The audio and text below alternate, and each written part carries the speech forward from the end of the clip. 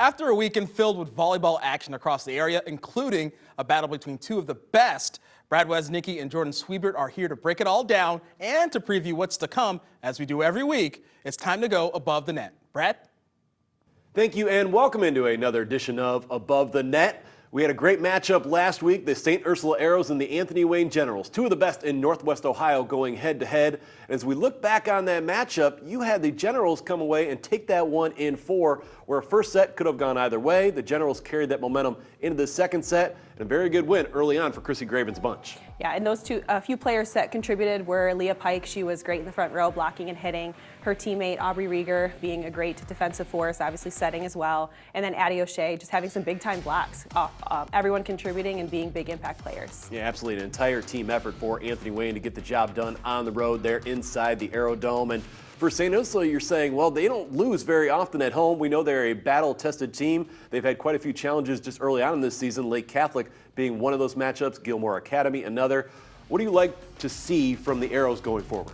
I think definitely continuing to have everyone contribute as best they can. A couple big players. Mia Hasty has shown great defensive ability.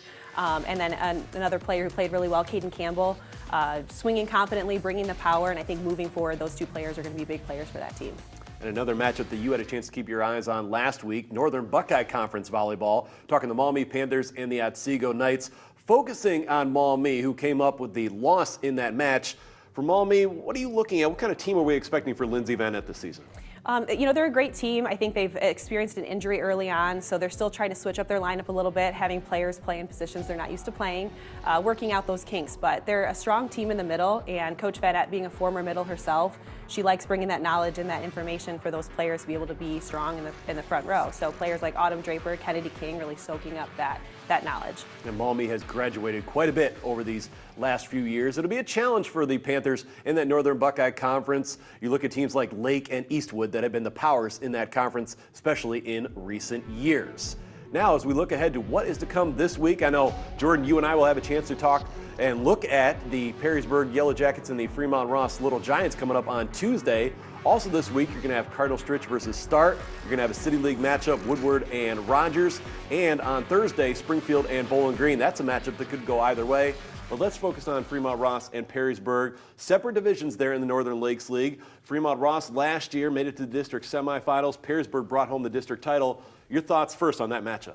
I think it's going to be another tough match. I know we talked about last week another match being a battle at the front row. I think Katie Paul and Sophie Berkey for Perrysburg are going to be two big players. They have a very high hitting percentage for the conference, so I think they're going to be looking to those players to score. On the flip side, Ross has players like Lindy Wolf, Tiara Parker.